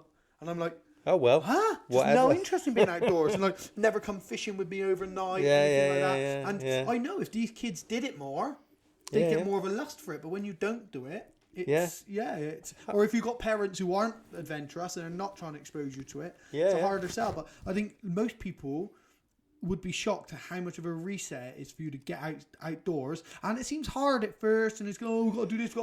Once you're there and you're doing it. The trouble is the access to it now is so expensive. Like I say, it's going to cost at least £1,000 a week. Yeah. And the school might be able to scrounge some. Is this you pitching your costs, Ken? No. To guide people. I'm on This is you got a sideline. Any certificates I had have expired a long time ago. And yeah, anyway. So, I mean, those are the kind of high points of teaching. I always liked doing that. And that was always good for my reputation as a teacher, as was playing in the school band. What instrument? Guitar? Bass guitar. Bass guitar. I can whip out a fairly solid bass line, mate. Can you sing, though? No. Well, I think I can sing. The bass player but can when I never hear sing. it recorded, it's really boring. I mean, I can sing accurately. I can sing accurately, but it's just... No, a bass player can never sing. That's why you're on bass, right? It's not... Well, it's... Well, no, I've got a good musical ear. Yeah. I can whack out a bass line to anything. Like, you can do a lot of things, right? You're obviously... Engineering wise, you're very good. Like the stuff you've done with the winch and repairing the winch and stuff, rebuilt that. You built your own electric bike. You did. Did that a few years ago. I built a kit car. Yeah. Oh, did you? Yeah. So you built a kit car. That was crap. You've done that. You've played in a band. You've also got all the outdoor stuff. You turn your hand to a lot of things. You're one of those people who's just like, I've got that. I'll do that. Oh yeah. Oh, I loved it. It was great. I remember we had a battle of the bands night in Bislington School one night, and this was the staff student band. It was kind of folk rock kind of band, and I think we were the best anyway. I mean, did you win? Well, no. You know, after we finished a really good number, then kids were really yelling and screaming. I went to the front and I could recognise some faces. And there's some of the kids, year 10, so 15 of it. So, sir, can you sign sign your autograph like this? And they wanted my autograph. How was the winner decided? And I said to them, well, I'm senior period 2 tomorrow. And they said, it wouldn't be the same. How was the winner decided? Was it like a clapometer thing? Someone would move forward? Well, I don't know, but the fact that we had a load of screaming teenage girls that I actually taught, I thought was brilliant. Yeah, it was rigged, Ken. You should have won. I know. I think they must put something in the water. I think probably. Obviously, we've touched on like where I've said about like younger people are not really lots of younger people in the sport, but maybe won't even know you if they haven't flown with you and stuff. Do you know what I mean? Like, what would you say? I'd like to know what your advice would be, paragliding wise, I guess, or sports rehabilitation or anything you like. But what your advice would be to younger pilots coming into paragliding, and also then older pilots who are, like their body's a bit more fragile and they're trying to protect themselves or recovering from injury. What advice would you give, like to both sides of Well, I mean, one of the things, I've done so many cross countries over the years. I mean, hundreds. Yeah. And one of the things, cross country flying is totally safe. Yeah. Well, not totally safe, but it's pretty damn safe. Yeah. It's the bloody landing or the taking off that's the problem. And it's just... It's not a problem for me now. When I'm coming in low, I'm straight away looking at where am I going to... Once I've given up, once I realise I'm on a down, I might... You're not trying to eke it out like, say, someone like myself would. So, like, I'll be trying to get a climb out of a town and taking stuff as low as... And I am not advising people to do this. This is just my stupidity. Don't worry. I went at 2,000 feet over Milton Keynes. Yeah, which you're not supposed to do. No, but I know, you're positive. But now that you're a bit older, you're thinking about setting up your landing a lot sooner than someone else maybe. No, what I'm saying is, if someone is doing their first cross countries, then in that case, it's when you're landing, just get everything set up, make sure of wind direction. Yeah. Look at the trees, all that kind of stuff, and look at your exit where you're going to go. And leave yourself loads of space and check for cables. So that kind of stuff is, for me, it's second nature. But would you be more inclined to let conditions are really good? We're not talking about bad weather conditions. Conditions are really good. Everything sort of. Would you be encouraging younger pilots to be like, go go, start pushing, start doing something, start Yeah. making a move now. Let's go. Let's start enjoying the adventure of it. Well, I mean, if you see someone going up, take off. Yeah. And hopefully be that person that's the one that other people see that makes them take And off. just go. If you bomb at 5k, you bomb at 5k. But Yeah, just go. I mean, that's not me saying. It's not obviously giving people advice to go and fly in 15-mile-an-hour winds that you're not comfortable in and stuff. Yeah. But it's you get more comfortable in conditions when you fly more varied conditions, right? There is that. And the more you go XC, the more comfortable you're going to be going XC. Absolutely. I guess that's what you're saying is if we're talking that all conditions are good and stuff, just go. Be bold, right? Yeah. And keep a bloody good eye around you all the flipping time. Yeah.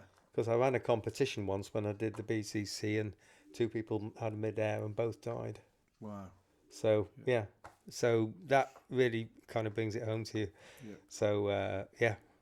Yeah, but you're definitely on the more the side of adventure. Go out, let's do this. Let's go and Yeah. Yeah. For me, I mean, it's not like a big full-on adventure anymore because I've done it so many times. Yeah, of course. I just really like doing it, and I like doing well at it. Yeah. As in, if I fly over your head, it's going to be. I've flown over Kirsty's head a couple of times. Yeah. But unfortunately, she's flown over my head More. or left the hill way before I ever left the hill. Many times She's done it to all of us, right? She's done it to all of us. She's on here soon. Kirsty's on here soon, so we'll be talking over that with her. But yeah, I just obviously the competitive side of it for you. Is it a big part, like the league and stuff? Is it a big part the for league you? Or is it the just league is the competitions. It's a waste of time trying to do to race against Enzo's on a flipping B plus. I've given up with start cylinders now. I thought, why am I bothering spending all that time getting in the cylinder, waiting around half an hour, going round and round, and then as soon as I've had times when I've crossed the line, within the top 5. Yeah. And 10 minutes later, they're all they're all in the distance, and I thought, why did I bother? Yeah. So, but competition-wise, like the competitive side of cross-country. Oh flying, yeah. Like the league's a big factor, or would you still be out pushing even if the league wasn't? No. I find the league is a good push thing, and I'm really pleased that they've come out now and they've reinstated B-class glider prizes. And also awards, because one thing did annoy me about the XC League is I had a big stand-up row with most of the people in the XC League individually. But you see up there, basically, there's a whole bundle of awards up there. Yeah. And a lot of them are tat from the mid-80s. But when you get old, do you know what? It's quite nice to look at those things. Yeah, of course, yeah. And I won an A-class competition in France. Yeah. I finished up 5th in France. I've got the awards up there. Yeah. Yeah, it was in the 80s. But I tell you what, when you're my age, it's a good thing to look back at. Mate, I've got my best newcomer to Avon award. Yeah. And it means a lot to me to have the best newcomer. Exactly. It's like, in the grand scheme of things, that would be quite small. But at the time... Yeah, and it's still a big deal to me. That's because why... I'm like, when I decided to do this, I was the best newcomer at it, and like it's quite nice to look back and have that. Yeah. Well, exactly. I mean, I've got a shelf full of the bloody things. They're all around the house. There's loads of mugs and things and all kinds. Because I used to, when I did the BCC, I used to organise all the prizes, and also when I was doing the comps with the Avon Club, I was organising all the prizes. So I decided what the prizes were. Unfortunately, it's far too many beer tankers. But I'm glad the league have done that. I mean, I'm always very defensive of the league because I have a very good relationship with them. I deal with them a lot. I realise how hard their job is. Because I speak to John and Gary and those guys quite often because of my role within the club and stuff. I speak to them a lot. I sympathise with them. They're great guys. We talk a lot. And so I'm always very defensive of them. I'm glad they've done it just because I think it'll be more of a push for people to do more XC. Exactly. And I love comp flying. I love going away, and I've done some PWCs and stuff, and I love it. But financially, I just can't do it. I can't commit. I mean, you're talking 8 to 10 grand a year to be a competitive competition pilot. Oh, absolutely. I can't do that. I'm not financially in a place where I could do that, and I'm never gonna be because I'm always gonna put adventure over earning money. So that's what holds me back. Stuff like wanting to go flying stops me going flying because I don't earn the money because I go flying. But so I'm keen that if you're rewarding people on bee gliders and stuff for doing really well, Absolutely. then they're going to try and progress further and they're going to keep wanting to do well. Well, it's just, I don't know. You know, when you get to your dotage like me, then you know, it's nice to have those things going back, and you know, it's memories, and it's all good stuff. Yeah. When I see Nev Armand, Yeah. you know, we always have a good laugh because you know we went to Hungary together in a big van, and then came back and did a competition in Saint Andre, and we had a load of laughs along the way. Yeah, yeah. And so you know that's and that's the kind of memories that it stirs back. Yeah. I mean, that's one of the sides of paragliding that doesn't come across enough, I think, because when I first saw it, I thought, oh, I'm a fucking cool base jumper skydiver. This is just old men floating around a hill. Yeah. And for all intents and purposes, it is. And then, but then once you get involved in the community, it is way older than it should be because it's a really cool community. It's fun. There's loads of adventures. Yeah, like, absolutely. When Idris was back in, that's when our group that we've got now, me, Alex, Kirsty, Joe, Ollie and Lawrence are in now as well. Yeah. Idris. But take Ollie and Lawrence out as me, Alex, Kirsty and Idris.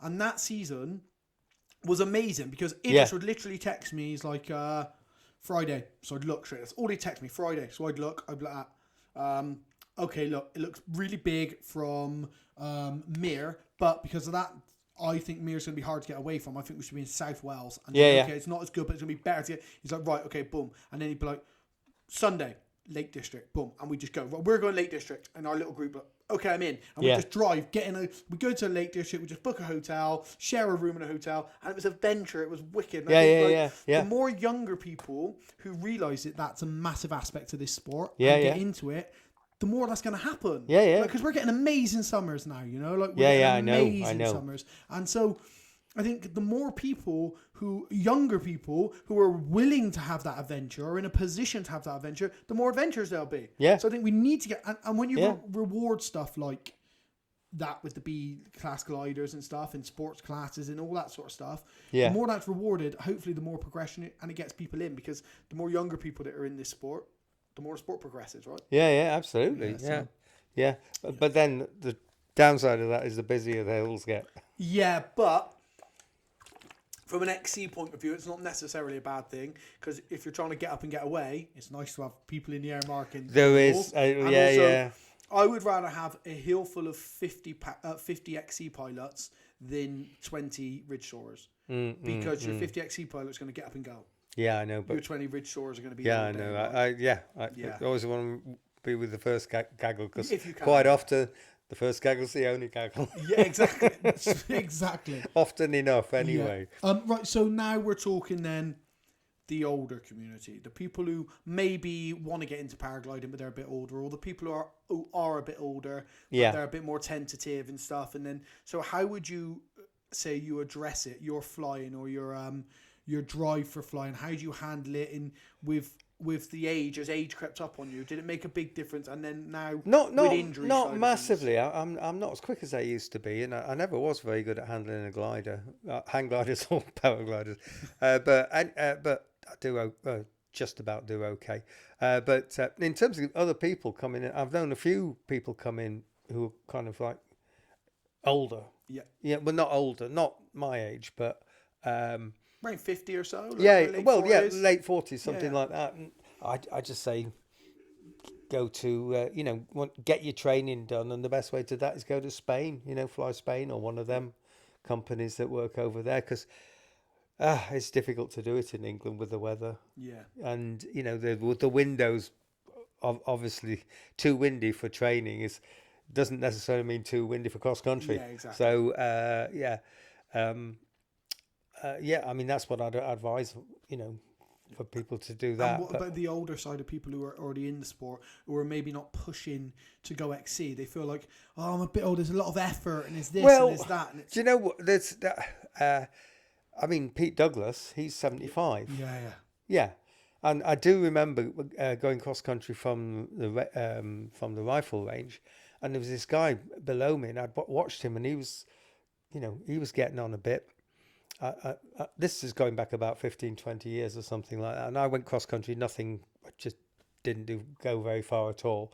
But I saw him the next day on the rifle range, and I said, "Oh, you didn't go cross country. You pulled out the thermal and landed back." He said, "Well, yeah, I just thought maybe not." I said, "Do you mind?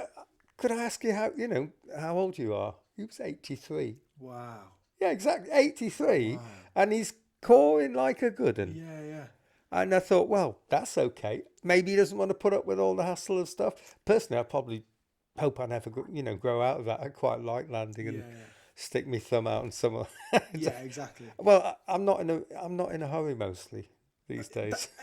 Which I think, that's a big side of it. Like, if you haven't got to get up for work the next day, and if you're in retirement, then that's a big side of it. But I think maybe from talking to people on the hill who are, I'm going to say, like, towards the older, I don't want to call anybody old or anything like that, towards the older age range of pilots. Yeah. Like, lots of people have said to me, "Oh, I'd love to do what you do," and because I'm obviously an XC pilot. I don't fly through the winter. I might get my tandem out. I don't fly through the winter. I won't pick my paraglider up now till maybe end of February. Yeah. Don't touch it. I go out when it's XCable. I don't go ridgeshore, and I go. No. I will be this year if I get back on the glider. Yeah, of course. Because I have Of course. But I've spoken to a lot of people. I'm not going to mention names of these people, but you can tell they've got sort of a want to do it. And I can give them all the advice in the world, but I'm not 60 or I'm not 55. Yeah, so perhaps someone like yourself, you could look, it's daunting and it is tiring and it's hard work, but it's brilliantly rewarding. Exactly.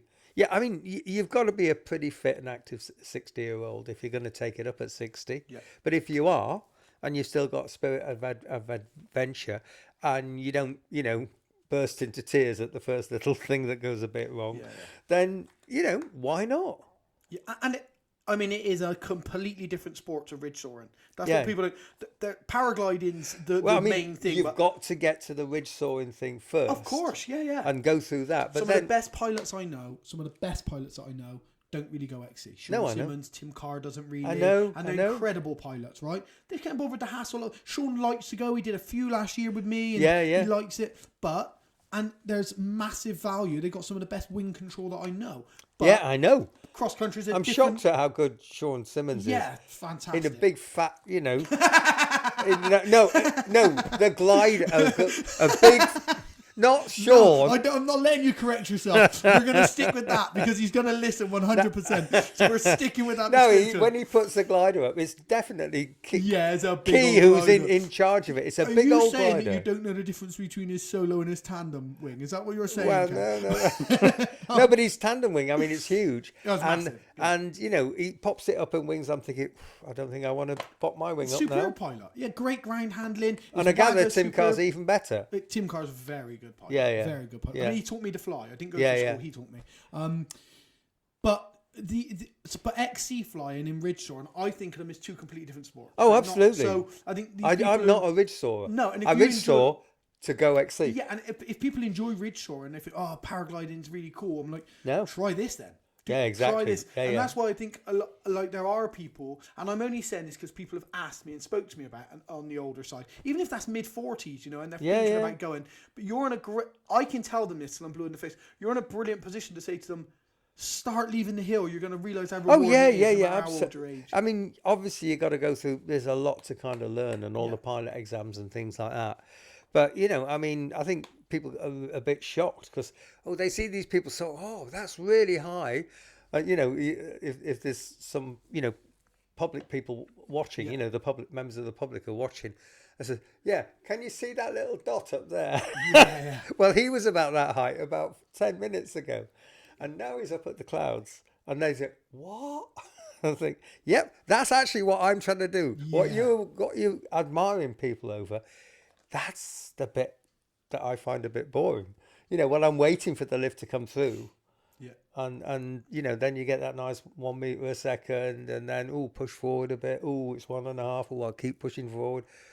2 meters a second. I think I'll turn in this, and then maybe all that stuff. Yeah. And next thing you know, you're rocketing up to cloud base. It's brilliant. Yeah, and then like linking those thermals, and you link the other one. Then you get low. Like the amount of times I've been on flights, and I thought, I've had enough now. I'm 5 hours in. I've sort of had enough. Yeah, yeah. And then I'm down at 1,500 feet, and I'm like, I'll take anything. No, Give I know, me I know. anything. Oh, I've been there. I'm sitting at 0.2. I don't care. Just No, give me no, anything. I know, I know. I just, No, I must admit, my style is to fly by myself. I'm not very good at gaggle flying. Well, I know this because we've been out before. I was on a Ice Peak 10, Ice Peak 6 or something. I don't know what I was on back at the day, back then.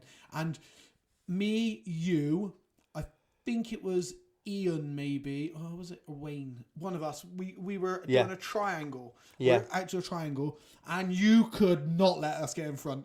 If we got above you, even and we took 2 extra turns, you were gone. So I was like, you're meant to be following us. We're on the higher, and then we'd come back on bar, and then you're like, no, fuck you. You'd leave 200 foot below us just to be out in front. Yeah. You're one of those people. No, I just think, I kind of think flying in a gaggle is cheating a bit. Yeah. And I just think it's my job to, look at the clouds, look at the ground, look at any other clues that there is around, any smoke being drawn together or whatever, all the classic things. It's my job to find it. And I know I'm pretty good at doing it, but having said that, it's much better having somebody else do it. Oh, it's fun when you're on radios and talking to when there's like 3 or 4 of you in the air, and you fan out and you talk on the radio and you're saying what climb rate you've got. You're like, oh, what time's that down there? Oh, that's so and so. Is there a train station down there? I always think it's cheating. All my big XCs I've done by myself. When you're on your own, obviously you've got to do more work. Yeah, everything's on your own. But what I like about being in a gaggle is you've got the chatter on the radio. It keeps you motivated. Like when you get 6 hours in, sometimes it can get a bit much. But when you've got that little radio talk, or it allows you to push a bit more. Like I'm going to go for that. I think that'll work. Well, I'm going just to risk it. Yeah, and you maybe wouldn't if you were on your own. You go. Boom, you start booming, and the other guys, they can come and get you, and it saves them, and you just make those little decisions. I really like that side of it. Okay. No, it's what I should develop. I stop pushing forward. Yeah. I know it's put me on the ground a lot of times. But it's a fun way to fly. Well, it is. And you got to do what you enjoy. Because Wayne used to do that, and everyone... Wayne was brilliant to fly with. Yeah. But also, I would watch him all the time, and I'd think, that's too stressful for me. Yeah. Like pushing forward low, go, low. I'm like, that's too stressful for me. Yeah, That's not, I want to get high, stay high, go. Oh, yeah, me too. That's me. I definitely, once we get high, I will be leading out first. Yeah, without doubt, we can vouch for that. So, mate, as we're getting towards the end, I just want to check up on your... what's the prognosis? How long are you out for? When are you looking to be back? And hopefully next season. And if there's any winter flying, my shoulder's repairing really well. Yeah. So I'm hoping to be able to get out and do some ground handling. Are you seeing physio or anything for your shoulder? Yeah. I had a session this morning. Yeah. And it's 3 to 6 months from the operation. I'm 7 weeks out. So I seem to be recovering quite quickly because I'm doing lots of extra stuff, and the guy said that's okay, and so hopefully I'll be able to fly shortly if there's any nice benign northwesterly winds at 12 mile an hour. Maybe no thermals, but I'll just go out and reach Thor just for the hell of yeah. I mean, there's going to be people who are going to help you take off and land. Oh God, anyway, I will be a beginner. And bringing it. I will be a beginner. And also, even if you're not, like, don't push it. Like your shoulder's bad. Like the last thing you want to do is think, I can handle this wing, and then your shoulder goes. So I mean, set yourself back. But mate, let me have a look at your rehab program that your physio sends, and if we can add anything in there that I think is specific for us. Yeah, we'll have like specific for paragliding. Well, I mean, it's kind of lift my hands up. Is that's the key thing. I mean, it's such a common injury for us. Yeah, and one of my guys has just had surgery now, 19 years old, on exactly the same thing. He's just had surgery on his, so he's out now for. He's just starting to come back and just do light drills. He's been out for about 7 weeks now. So it'll be another 4 or 5 before he's doing anything else. Yeah. But if I can help, mate, we will do. But other than that, it's been a pleasure talking to you. It was good, fun, as I knew it would be. I knew you'd be full of stories, mate. And so, yeah. Bullshit, most people call it. No, it was a pleasure. Thank you very much, Ken. Cheers then. Right, hang on.